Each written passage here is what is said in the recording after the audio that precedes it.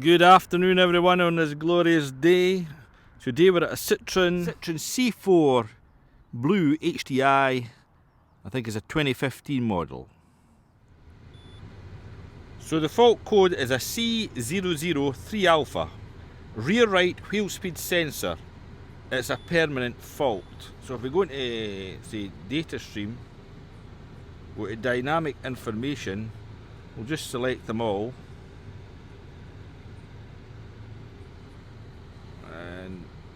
So there we go, rear right wheel speed 182 meters a second, and the rest are all clear.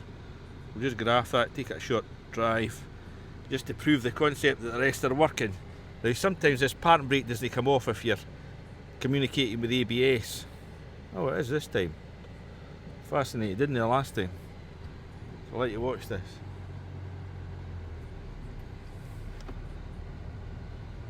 So you can see that one stuck, 182, but the rest look fine. You see how they're all climbing. So spot the odd man out.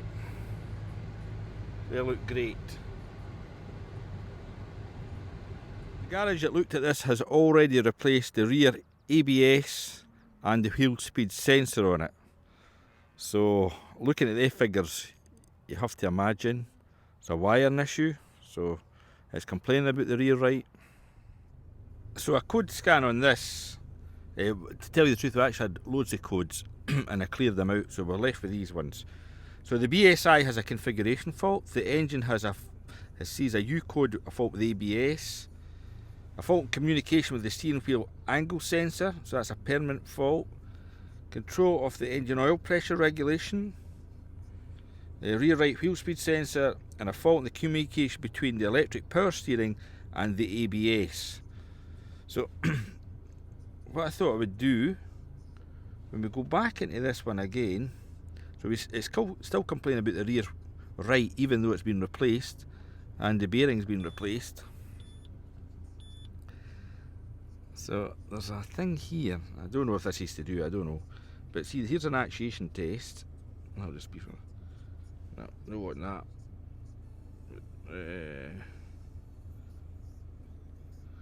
Let's go to special function. So spare part, I was wondering if there's anything to do with when you replace an ABS sensor. So the only thing I could see is calibration of the steering angle sensor. So we're straight ahead at the moment.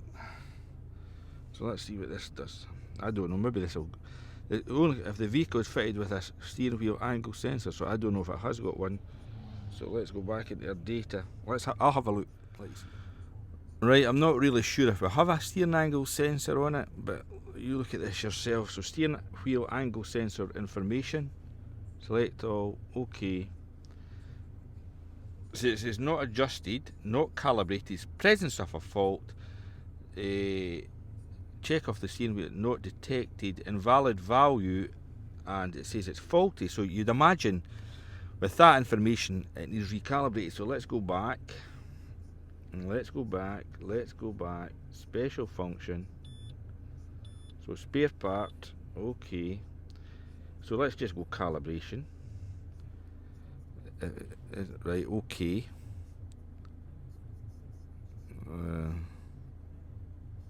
We'll just go OK, OK, OK. Procedure terminated, so that did not work. So we'll put we'll stop the engine for running. So go back into here again.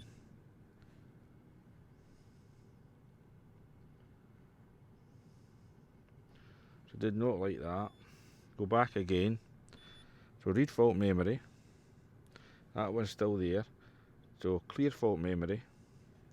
Yes. Yes.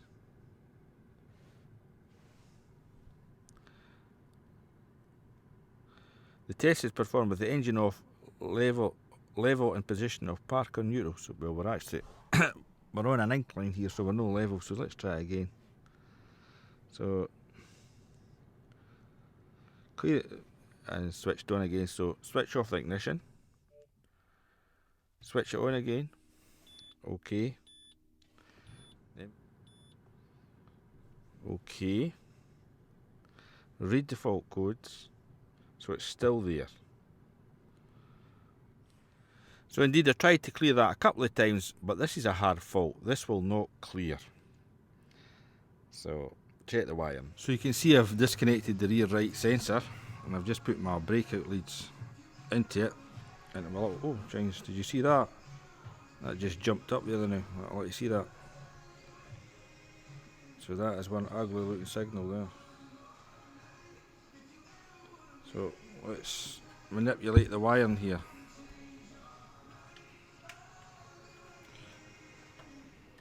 Oh. Maybe at this bit here, do you see that? No sure right now. So I had to start recording here because I had background music playing and I had a copyright strike for it. And you know me, I don't want to share my hard earnings with anybody, especially no seer.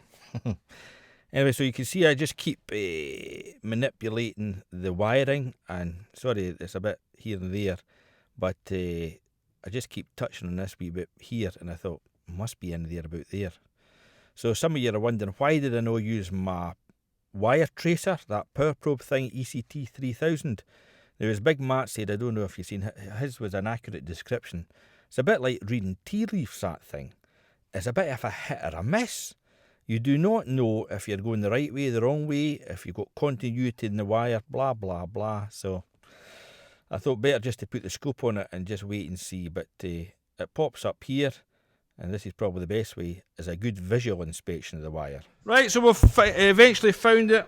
George found it. Tumshy he'd found it. So there we go, the broken wire there. And it was actually quite difficult to find, actually. It was just a little nick in the wire. So we pulled it. So we're going to solder it, take it a road test, and we should be good as new.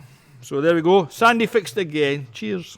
Right, so we've never took it a road test yet. We've just put a little Wago connector over it till we do the job properly. But you can see here a right rear wheel speed sensor.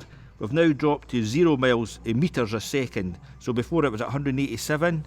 So if you have an open circuit in the wire, it goes straight to 187, but when it's normal... No, it was 11,087. No, it was 187. 11,000? No. Listen, you stupid... We'll need to edit that bit out now. So there we go. Sorry for the profanity.